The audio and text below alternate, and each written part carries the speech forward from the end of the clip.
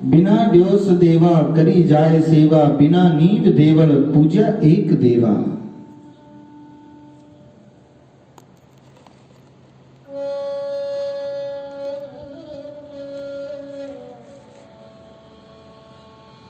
माया रहित, जिसके अंदर में माया आरोपित हो जाती है, वह पूर्ण ब्रह्म नहीं हो सकता। जो माया से बना हुआ है वो माया के साथ में विनष्ट जाता है। और संत कहते हैं जो माया का शरीर धारण करके आता है उनकी भक्ति करने वाले को केवल मोक्ष की प्राप्ति नहीं होती। इसलिए ऐसे परमात्मा का सुमरण करे, उस परमात्मा में अपने ध्यान को लगावे जो माया रहित है।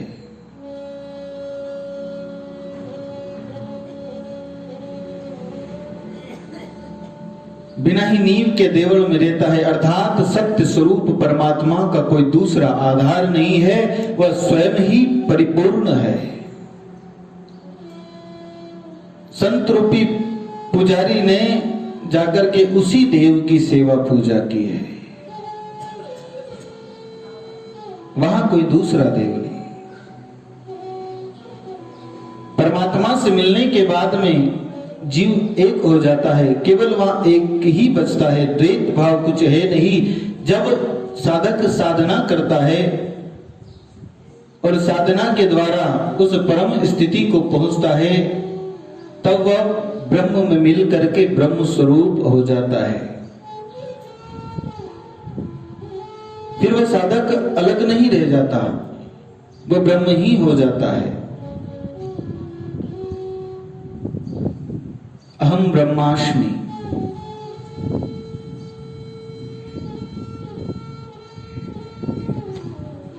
वह स्थिति है, वहां पर केवल एक ही ब्रह्म रह जाता है।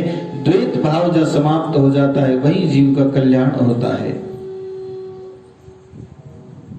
जब तक द्वैत है, जब तक दो है, जब तक अलगाव है, जब तक हम और परमात्मा अलग है, तब तक हम संसार के अंदर में, माया के अंदर में भटकते हैं। जिस समय ऐसी अनुभूति हो जाए कि अब मैं नहीं रहा, अब केवल ब्रह्म ही ब्रह्म रह गया, मैं भी ब्रह्म हूं, सब ब्रह्म है, ऐसी स्थिति हो जाए, वह मुक्त अवस्था है। तत्त्वमसि अहम ब्रह्मासि, अनहलक, मैं ही ब्रह्म हूं। और वहां का उदाहरण दिया है, बिना तेल बाती जगे महल दिया, बिना हाथ बाजा अखंड लग रहिया, बिना नारी पुरुषा मिला गे वासा, बिना भोग सहजा बंधी जाए आशा, बिना मात पिता एको राम राया, अनंत कोटि साधु सभे माही आया। बिना तेल बाती,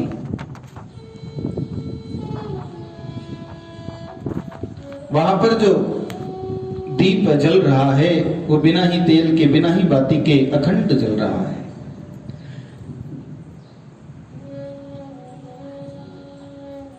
वहां पर संत रूपी जो पुजारी है वो बिना ही तेल घृत के दिया जला करके महल में उजियारा किया है। साधारणतः ही समझे, हमारे अंदर में जब ज्ञान का प्रकाश होता है, सदगुरु के द्वारा हमें जब ज्ञान प्राप्त होता है, तो उस ज्ञान के प्रकाश में कौन सा तेल, दीपक बाती इत्यादि चाहिए। वो परमात्मा का अखंड तेज स्वरूप जब हमारे अंतर में प्रकट होता है, वह अखंड है, बिना ही किसी बाती के, बिना ही किसी दीपक के और बिना ही घृत तेल के वो दीप अखंड जलता है। क्योंकि जहां दीपक है, बाती है, घी है, ये तो विनष्ट होने वाले हैं, समाप्त होने वाले हैं। लेकिन परमात्मा का जो वह अखंड प्रकाश है वो सदैव एक रस रहता है।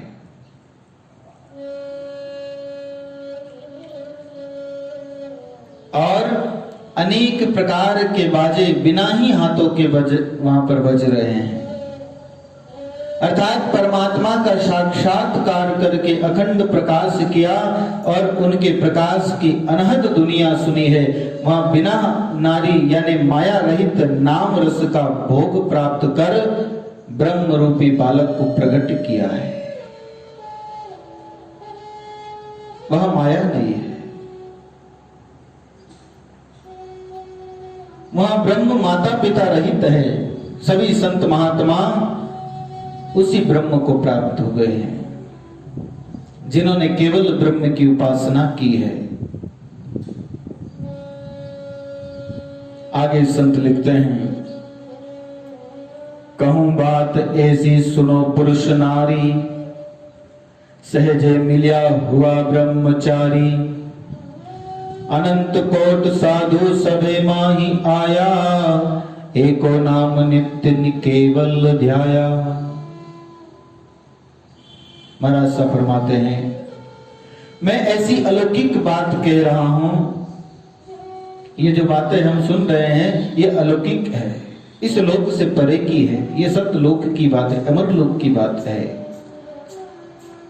मैं ऐसी बात कह रहा हूं जिसे सब नर और नारी ध्यान लगा करके सुनो कि इस प्रकार की नाम की उपासना करके अनंत कोटि संत महात्मा उस परमात्मा को प्राप्त करके ब्रह्म ज्ञानी हुए हैं।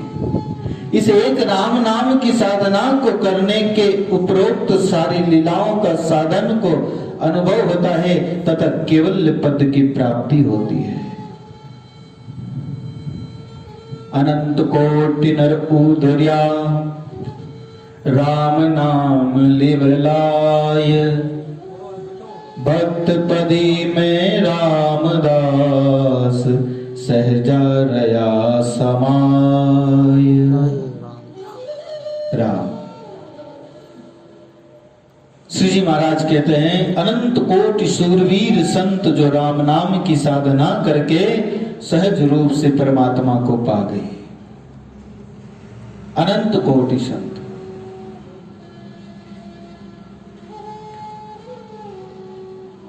जिन्होंने केवल नाम का सहारा लिया है, केवल परमात्मा के भजन में लगे, भजन में लग करके, सुमरण में लग करके ही अनंत अनंत संत जो है उस नाम को प्राप्त किए हैं, उस परम धाम को प्राप्त किए हैं।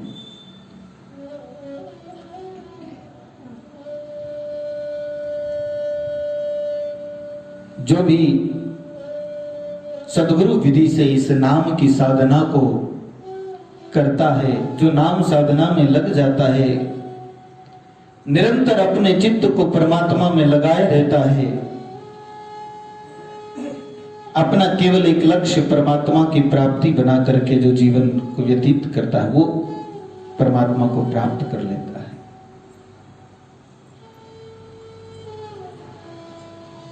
इस नाम के प्रभाव से अनंत अनंत जीव जो है उस परम धाम को प्राप्त किए हैं। अनंत उदाहरण हम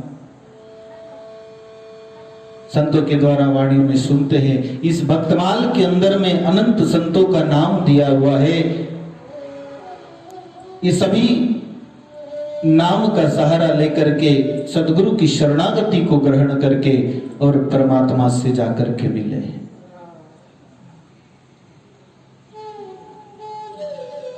परम आनंद को प्राप्त करने का यही साधन है। सब प्रकार से अपने आप को केवल नाम में लगा लेवे, सुमरण में लगा लेवे, भजन में लगा लेवे, जितना भी हो अपनी जो वृत्ति है, चाहे हम संसार के अंदर में काम करते रहे, चाहे घर का कार्य करते रहे, चाहे और कुछ भी करते रहे, अरे चलते फिरते सोते खाते पीते उठते बैठते सब प्रकार की स्थिति में हमारी वृत्ति जो है वो निरंतर परमात्मा में लगी रहे।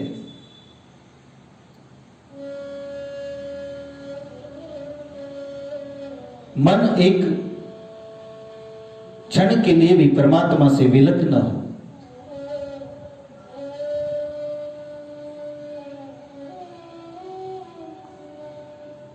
निरंतर परमात्मा के प्रेम का अंतर में उबाल चलता रहे।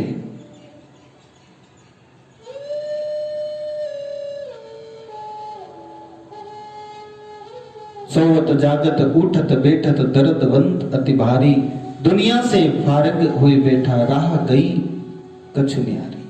ऐसी अलग राह हो, एक ऐसा अलग रास्ता हो। संसार क्या कर रहा है, संसार का जा रहा है, संसार के लोगों से मतलब नहीं। हम हर स्थिति में परमात्मा के सानिध्य में रहे, परमात्मा के चरणों में रहे, उन्हें समर्पित होकर के रहे। कोई भी कार्य करते रहे, ध्यान परमात्मा में लगा रहे। हाले पण भूले नहीं जू हाड़ी को हाल। इसी प्रकार की स्थिति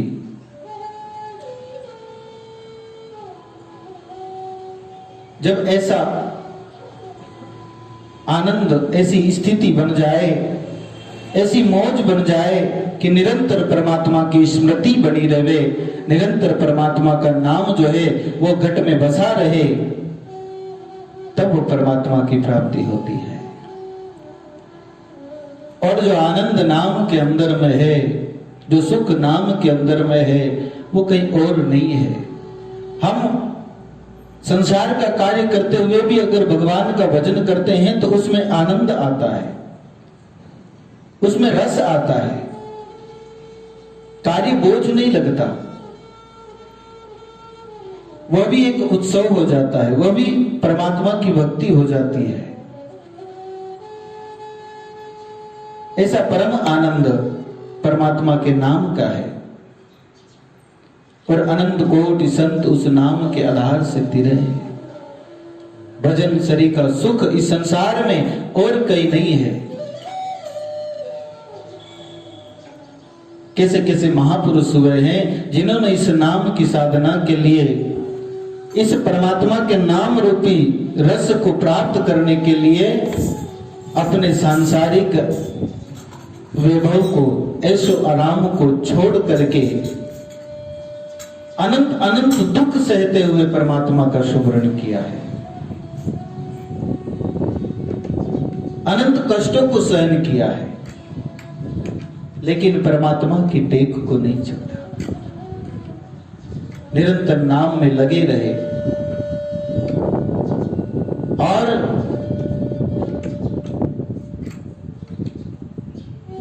इसी नाम के प्रभाव से आनंद पद को प्राप्त किया है।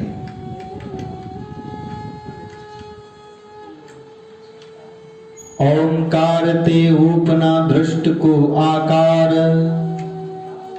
वाके ऊपर रामदास रंकार तत्सार। महाराज कहते हैं इस सृष्टि की रचना जो है ओंकार इस शब्द से हुई है, अर्थात ब्रह्मा जी,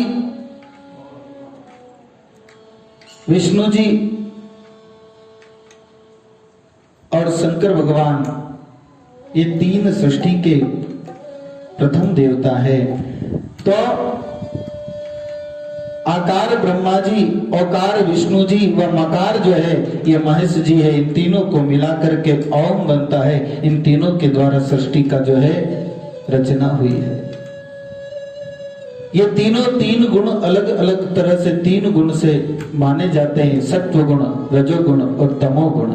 सत्वगुण विष्णु, रजोगुण ब्रह्मा व तमोगुण शिव। इन तीनों गुणों से तो इस सृष्टि की रचना है। ये तीन गुण इस सृष्टि में विद्यमान है। इन तीनों गुणों के प्रतीक ये तीन हैं। इस ओंकार में जो निरंकार है वही राम जी महाराज है, वह सार है, अर्थात ऊपर है।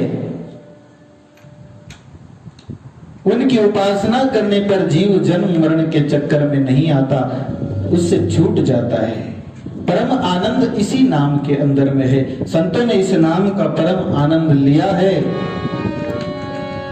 और भजन जैसा सुख दूसरा नहीं है।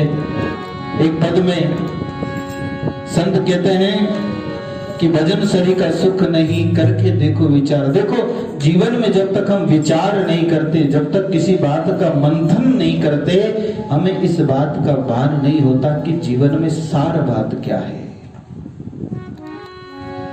हमारे जीवन में परम आनंद की बात क्या है, ये हम जो विचार करते हैं, जब निर्णय करते हैं, जब चिंतन करते हैं, जब संतों की सत्संग सुनकर के फिर उसका मनन करते हैं, तब पता चलती है। तो संतों ने भी कहा है,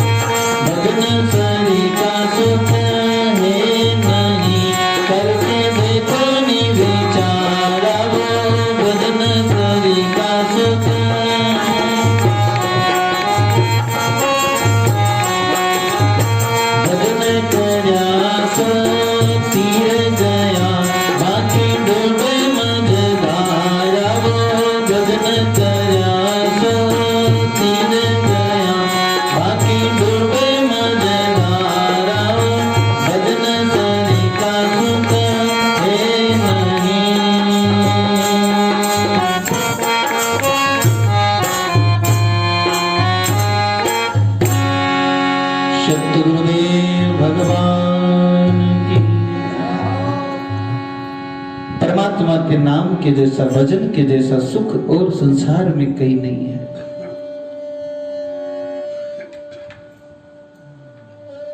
इस नाम के रस को पान करने के लिए, इस परम आनंद को प्राप्त करने के लिए बड़े बड़े राजा महाराजा जो है अपने वैभव को, अपने यश को, अपनी कीर्ति को, अपने सारे धन को छोड़ करके और इस नाम के लिए फकीर हो गए। सहज सिंहासन बैठा रहता, भस्मी लगाए उदासा। कोई जन पियो राम रस प्यासा। कोई प्यासा हो, कोई पीने वाला हो, वो इस नाम के परम आनंद को जान सकता है, इस नाम की महत्ता को जान सकता है और इसे पान करके सदा सदा के लिए उस परम आनंद को प्राप्त कर सकता है।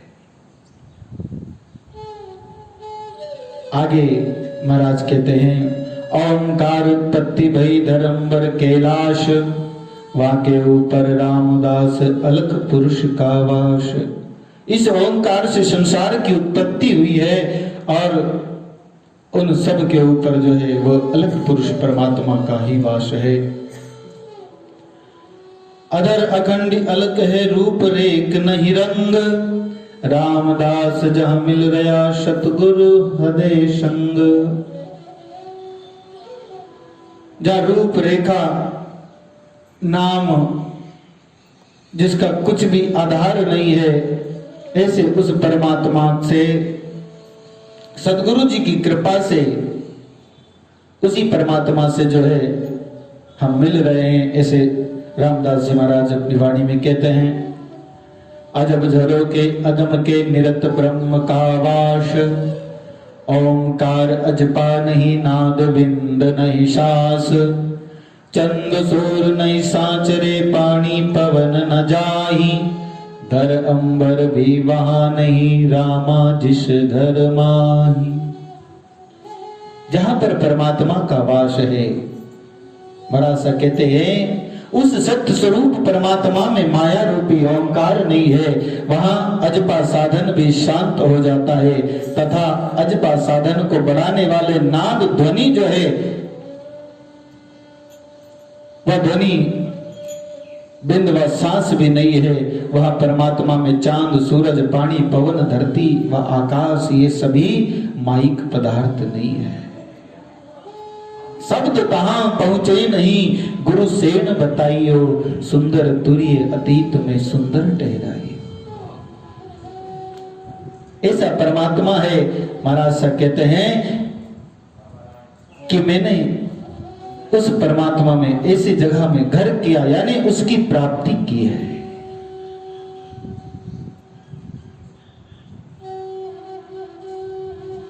ऐसा उस परमात्मा का परम धाम है जिसे केवल सद्गुरु विधि से भजन के द्वारा, सांसों श्वास के सुमरण के द्वारा, केवल एक ब्रह्म में लग करके, एक परमात्मा के अंदर में लग करके ही सुरत शब्द के योग के द्वारा प्राप्त किया जाता है। आचार्य श्री हरिरामदास जी महाराज के प्रमुख शिष्यों में श्री रामदास जी महाराज एक प्रमुख शिष्य हैं, जिन्होंने उपरोक्त ये जो अभी बात हमने सुनी, इस भक्तमाल ग्रंथ व परमात्मा के दिव्य लोक का वर्णन किया है, उसका संक्षिप्त दिव्य जीवन चरित्र का उल्लेख जब आगे आने वाला है श्री रामदास जी महाराज के जीवन प्रसंग का, जो कि हम कल के प्रसंग में श्रवण करेंगे। आज हमारे बड़े सौभाग्य हैं, भाग्य हैं। देखो, परमात्मा की जब विशेष कृपा होती है तब संतों का दर्शन होते हैं, संतों का जो मिलना होता है और उनके मुखारविंद से अमृतमय वचन श्रवण करने को मिलते हैं। आज हमारे बड़े सौभाग्य है कि हमारे सानिध्य में ऐसे निर्मल सरल स्वभाव के संत जो है हमें दर्शन देने के लिए पधारे हैं। जब जीवन में संतों का दर्शन हो तो समझना चाहिए कि परमात्मा ने हमारे ऊपर बड़ी कृपा की है, बड़ी कृपा की है। शायद ही इस धराधाम पर हमारे जैसा कोई दूसरा पुण्यशाली होगा, भाग्यशाली होगा।